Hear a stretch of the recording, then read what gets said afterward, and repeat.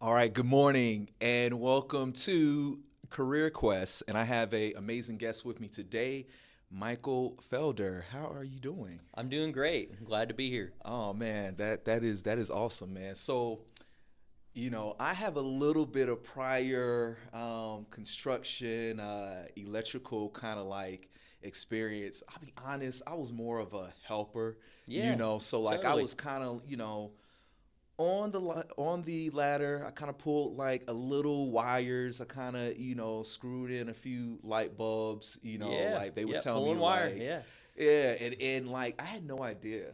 Like when you pull wire within a mall, like that main light feed, it's huge. Like I mean that yeah, that that wheel is like the size of a house. It's that's like right. super big. So um and man, I have so much that I want to, say, but let me start off with this. Can you tell us a little bit about your story? Like, how did you get to the point that you're at right now? Yeah. So, I've always enjoyed working with my hands, and my uncle had a flooring business. He still does. He still does have a flooring business, Nice. and I started working with him a little bit in the summers. Hmm. When I was young, probably technically before I was supposed to, but it was great, and I enjoyed it, and I made decent money, and Nice. and that's what got me in it initially. Yeah, Wow. it Wow. was a So, flooring business. so in terms of flooring, what are those things that certain people, they think they know, but they really have no idea when it comes to flooring. Yeah. Since like at times like I think like, man, like are you just like laying down like wooden planks? Are you actually like within Lowe's like every single day like trying to like grab like certain items? Like what are those things or what is that thing that a lot of people are not really aware of Hmm. in terms of what you do? Yeah, I've never really thought about what other people aren't aware of it in it, but yeah, every day grabbing the planks and when I was with my uncle, we were doing a lot of commercial work, and yeah, Mm-hmm. so there's a lot of floor prep that goes into stuff that I think maybe people aren't aware of that about how much prep you have to do for a floor. It's like you don't just come in and throw the carpet down or come in and throw the vinyl planks down or something. So we were doing a lot of commercial work, and we would go in the hospitals and the schools, and I can't think of how many times somebody walked right across my fresh floor patch, which is like something to get the floor completely flat. If you're going to put a Oh vinyl wow. floor in like an Yeah. operating room or something, it has to be 100% smooth because Yeah. the vinyl is really on an eighth of an inch thick or something. A heel could go through it, work boots would go through it if there was a hole in it. So several times we would have up caution tape or something, and somebody would walk right in it. Oh man, I hate Just that. completely unaware, like, oh, this is fresh concrete, because they're thinking, oh, the concrete's been here and it's solid, and it's just gray, and you look down, you don't think about it, but Oh yeah, wow. So yeah, so there has been times where people have kind of like walked by and they kind of left their own like footprint. yeah, left their own footprint, literally Wow. left their own footprint, which could set you back several hours, but Yeah. if they do, Wow. which a Wow. lot of times it sets you back hours, because I mean, we would leave it because we would, Hmm. you're not gonna sit there and watch the concrete dry. We'd put tape up and say, hey, don't walk on it, and somebody would always accidentally touch it or whatever. So please, Uh, please, please, people, if you see caution tape up and it literally says "Do not walk on the floor," don't walk on the floor. Yes. That's mostly for the Please don't. PhDs out there. Yeah. It's always the doctor, the nurses. They're looking out. They know what's Yeah. going on. It's the other guy head in the clouds right through Oh man.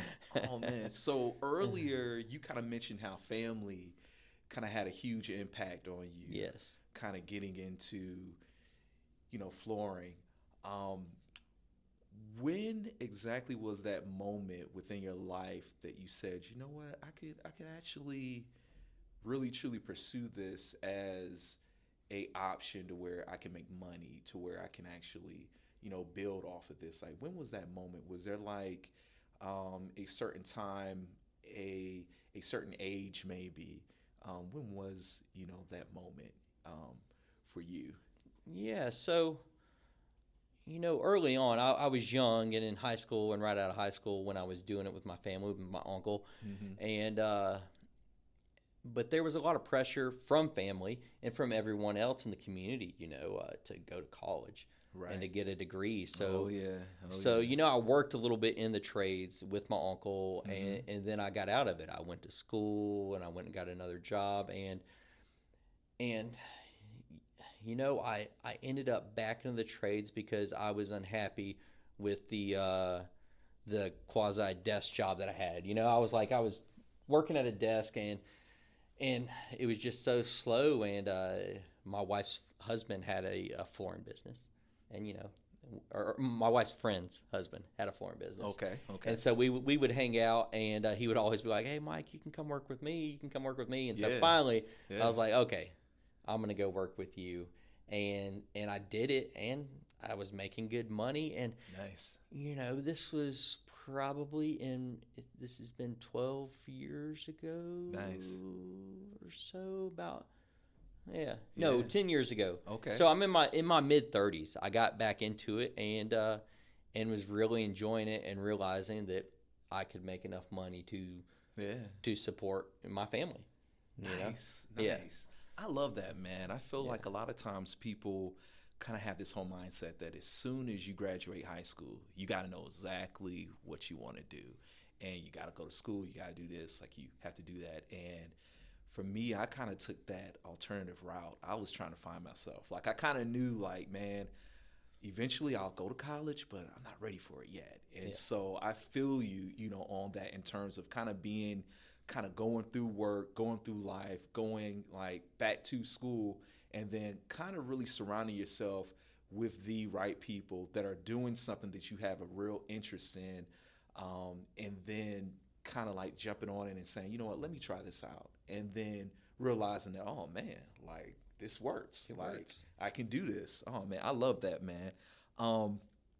What is the best advice that you have received while working within this whole field?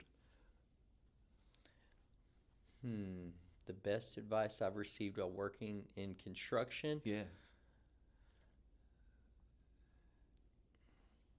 That's a great question, and let's see here. I'm really having to think this over, but I think maybe the best advice I could give Mm-hmm. would be is that you got to try things out and do it for yourself before like there's all that pressure to go to college or to do this or to do that. For sure.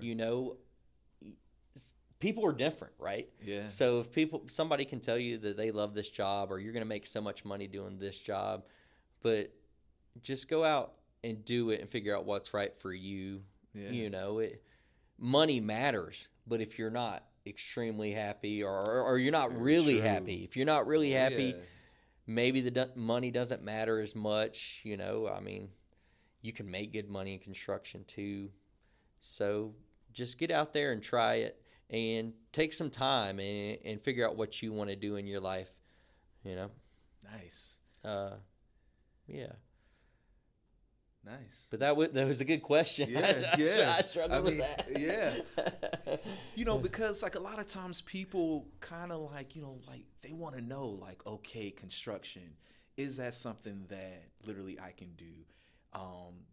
Can I make money from it? Can it be something that can literally set me up like for life? And you are really showing that, yes, It can. like it can. It I can. mean, for sure. And I mean, I love that. And so for anyone that is tuning in, like we do want you guys to know that, hey, construction, it works. It makes sense. Last time I checked, cities are still building. Yes. People, they still need homes. They still need places to shop, to eat, to work, and all of that. And that's when people like yourself come, within handy, literally laying out the groundwork, literally laying Yes, out the laying out the ground, ground. itself as a floor. And so with that said, I just want to thank you so much, Michael, for joining us. Yeah. And I just want to say thank you to our viewers for tuning in. And you guys take care and see you later.